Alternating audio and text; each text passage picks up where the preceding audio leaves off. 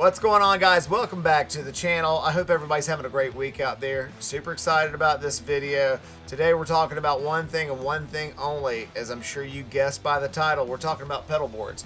More specifically, the 5 questions that you need to answer before you start your next pedal board build. And those 5 questions are: how big of a pedal board do you need? How are you going to fasten your pedals to that new pedal board? How much power do you need to power all the pedals that you plan on putting on your pedal board? What kind of cabling are you going to use to hook all those pedals up? Make sure they run all the time when you need them to, at every gig. And lastly, circling back to all the other questions, how are you going to keep things bulletproof when you're transporting them? So these are all really important questions that you need to ask yourself before you start a pedal board build, because it's easy to get in over your head, and before you know it, you spend a lot of countless hours and countless dollars trying to solve problems that could have been better served addressed on the front end. All right, let's get into it.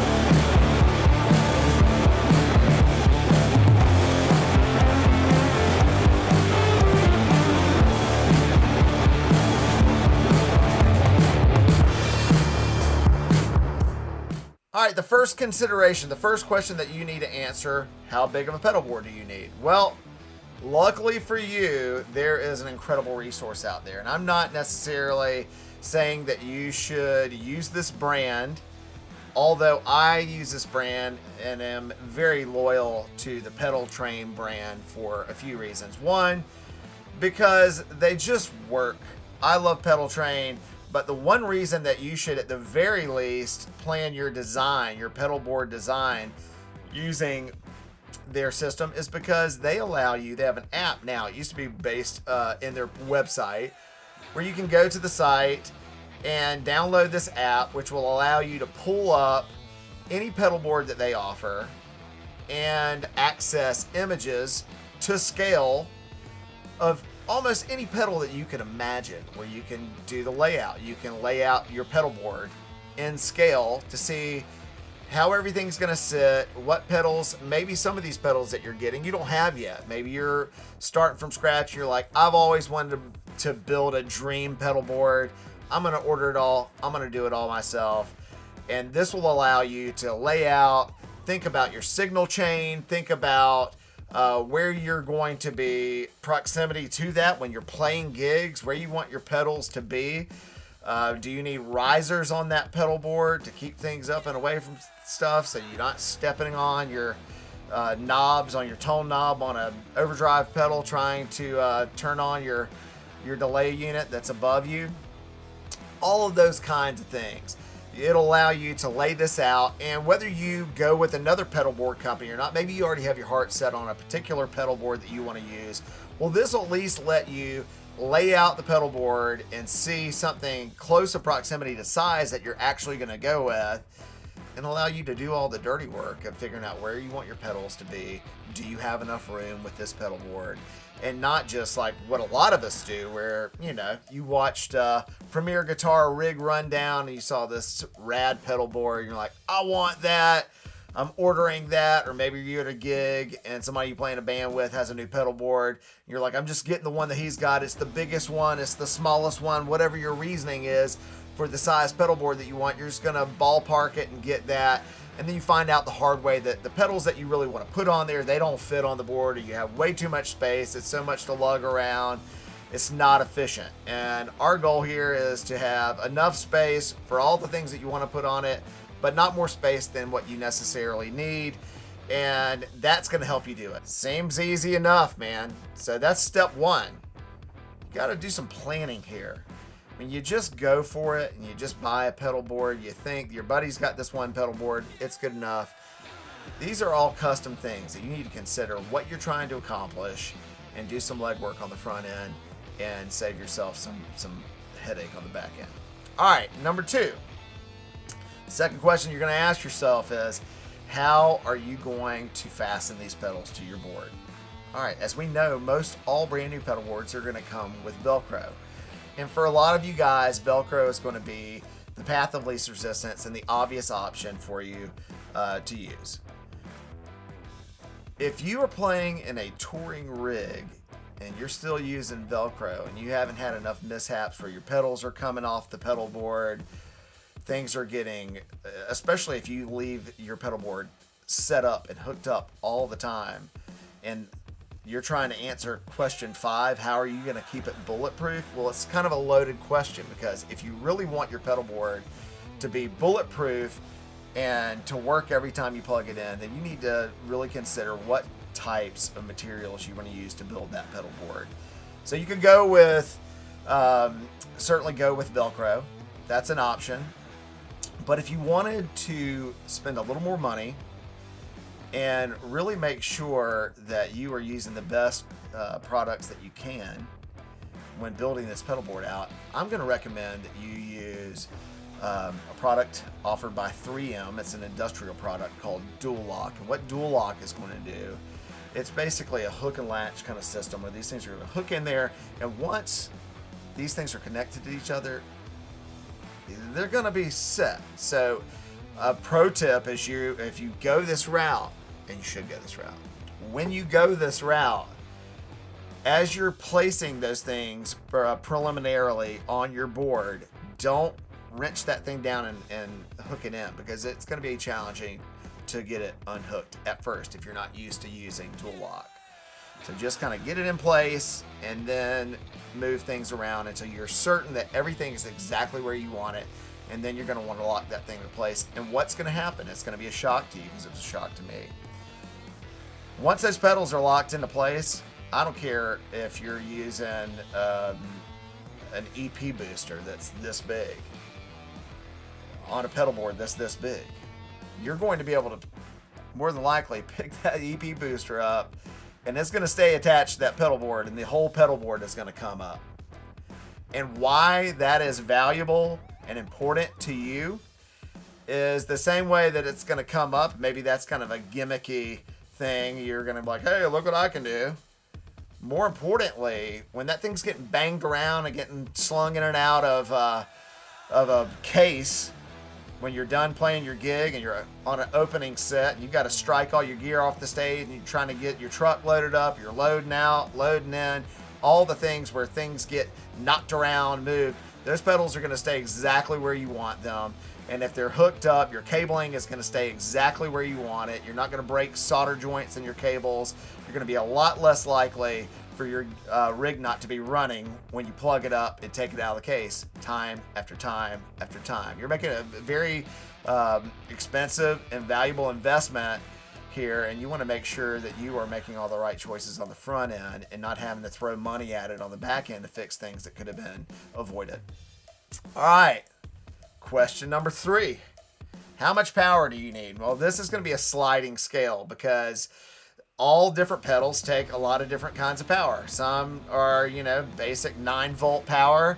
Some need 250 milliamps. Some are going to be your smart pedals that are going to need a lot of these, like Strymon pedals, a lot of Eventide pedals, Line 6 pedals. Anything that has a big kind of computer brain in it that's MIDI capable. More than likely, you're going to need at least 450 milliamps. I think that's what it is. And if that's not what it is, just no, you're going to need a lot. You need to do your research on the front end and figure out what pedals you're putting on there, how much power you need. And then you need to go start looking at power supplies. There are a lot of great power supplies out there. I'm going to link some in the description. I know that Strymon makes a great power supply. I haven't used that power supply, though I do use a lot of Strymon stuff, and I am a huge advocate of their products. You can't go wrong with them. But what I have experience with and what I'm going to share with you today are 2 companies that do great stuff. The first one is True Tone, and a big shout out to them. And if you haven't seen True Tone Lounge, I recommend that you go check that channel out too. I'll also link that in the description. A killer podcast with some of the best guitar players around. sharing their philosophies and their rigs and their journeys through professional music. All right. But their one spot series of power supplies are just, they're easy to use. You don't need special cables for different kinds of pedals. They have a varying array of different size power blocks. I've used their CS12, which is the biggest one they make. I had it on my big board. I actually bought it as a backup power block. What I love about it is their cabling for that the cables that actually go to the pedals, they're all the same. The only difference is they're color-coded based on their length, and you're able to just plug in and use them as you need. You don't need special types of cables for the different pedals, depending on how much power they need. And where that's going to come into play is what I've been using forever and ever and ever, and I'm a huge advocate of Voodoo Labs pedal power supplies. So I have those on every single pedal board that I have currently, and I can't speak highly enough about that company. They are kind of an industry standard to some degree, depending on who you ask. I'm sure there's somebody that's out there watching that's like, dude, they're totally not an industry standard. Well, you need to raise your standards. All right, so with those, they have their digital one. They have the Mono this, the Mondo Burrito. They've got all these different versions. The Pedal Power 2 Plus.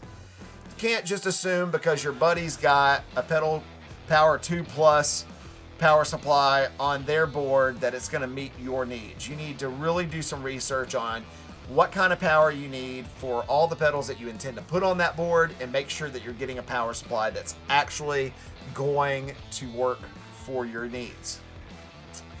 With that said, again, there's some links to the power supplies that I'm using on my boards. I can't speak highly enough about those two companies, True Tone and Voodoo Labs. They make great products and they will serve you well. All right, that is not a paid advertisement. That is a loyal advocate of both of those companies. What do we have next? How are you going to connect your pedals? Are you the kind of guy who is going to spend a ton of money on a pedal board, on dual lock, on the best power supplies you can get, and then you're going to run up to Guitar Center or Sam Ash or your local music store and just get some, a pack of 6-inch patch cables, maybe a couple of 1-footers, maybe a couple of 1.5-footers, and just make it work? Or are you the kind of guy who is this far in this and is going to make sure that you're using the best cabling that you can so you're not suffering sound degradation, tone degradation? I think you're that kind of guy. So here's my recommendation. I would use what I've used in the past and what I really like. Mogami cables, you can't go wrong with them. They're gold cabling. You can buy their cable stock by the foot. I recommend if you're using soldered cables, and that's one thing I should make very clear what we're talking about here. This is soldered cable, so you're going to get a length of cable that meets your needs based on, you're going to do some measurements to figure out how much footage you need to run all your pedals and connect all of them. And you are going to buy some bulk cable, right? And then you're going to strip it, and you're going to set up a little soldering booth. You're going to pull up YouTube. You're going to refresh on how to do good solder joints. And you're probably going to need a solder gun, a good solder gun. I'll link that as well. But you're going to solder these custom cables and get custom ends, whether you need a straight end for something, whether you need a 90-degree end. I recommend Switchcraft. They make amazing cable ends. And again, we're talking about quality here. You're this far in it. Spend the extra money. Get good quality products. Good cables, good cable ends. It's going to result in you having good tone and consistent working pedal board tone. All right, the next route you can go. And this is the route that I went on my last pedal board build. Solderless cables. Now, there's a lot of dissenting opinions about solderless cables. I'm sure you are aware if you've done any research. Some people say they work. Some people say they have a lot of issues with them. There are a lot of companies that offer them. George L makes amazing cables. They have a great reputation and make good products. They are a little more expensive than some of the other options that you're going to run into, but they're expensive for a reason. They have a great reputation because they work. So what you're going to get with this is you're going to be able to buy solderless cable, and without using a lot of tools and having to strip wires and get a soldering iron and having to fresh up on how to solder, you're going to have a system that you can connect ends to these, and you can buy them in kits. You're going to connect the ends, and it's going to make it pretty easy on you. And they're going to be easy to route throughout your pedal board and going to make things easy. What I went with, when I started doing research for my last pedal board, and when you see this pedal board, maybe you've already seen it. I probably did a highlight montage. I went with Evidence Audio. And when you're looking at the cost of your cabling, Evidence Audio is more expensive than most of the solderless cable options that are out there. When you start doing research into what people's actual experiences have been using solderless cables, the people who use Evidence Audio are quick to say it works all the time, no issues, and you get what you pay for. And if it's good enough for David Gilmour, it's probably good enough for you too. It's good enough for me.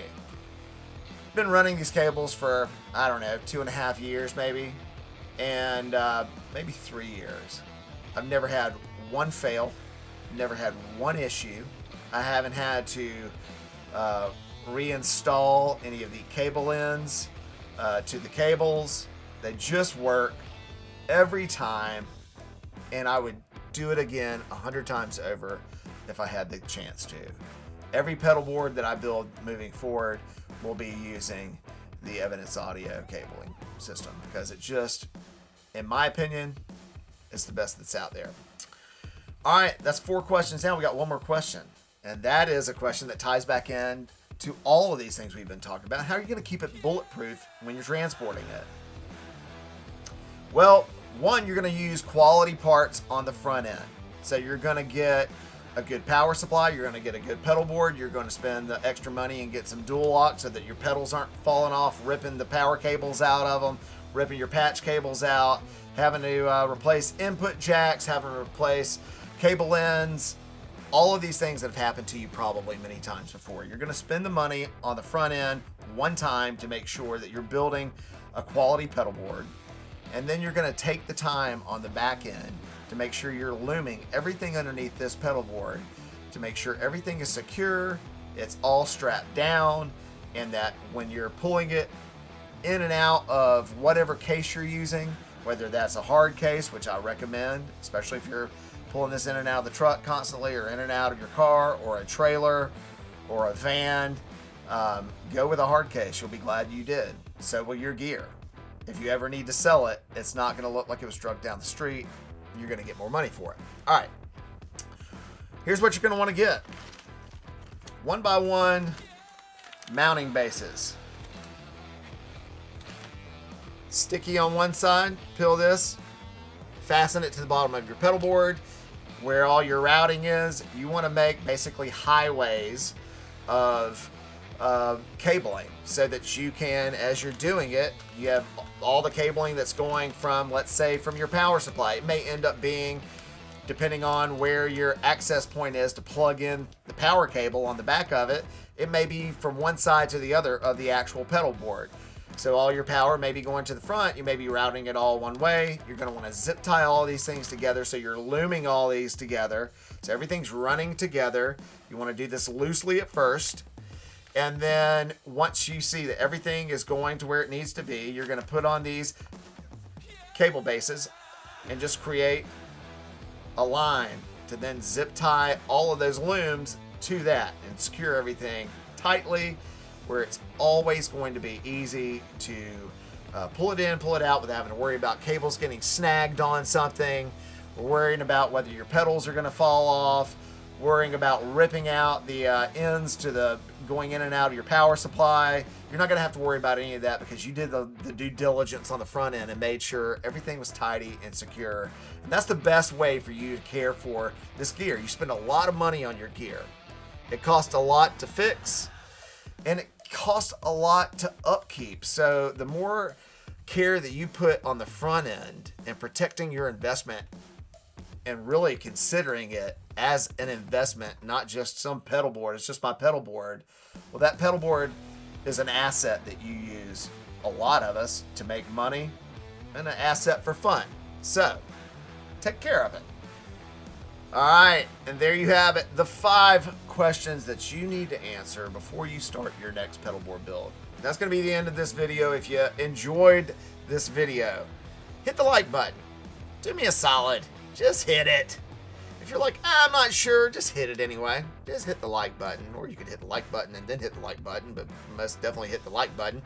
And whatever you do, do not hit the dislike button, man. Ain't nobody got time for that. I want to take a moment to invite you to join our little community here, our little tribe. If you're not already subscribed to the channel, hit the subscribe button. Turn your notifications on so you get notified when I put out new videos. And as I mentioned, there are some links in the description below. These are affiliate links, so if you use those links to build out your pedal boards, I will get a little kickback and you'll be directly supporting this channel, and Lord knows we need all the help we can get. Until next time, I'm Justin Brogdon. You guys keep being good to each other and keep doubling down. We'll see you soon. Cheers.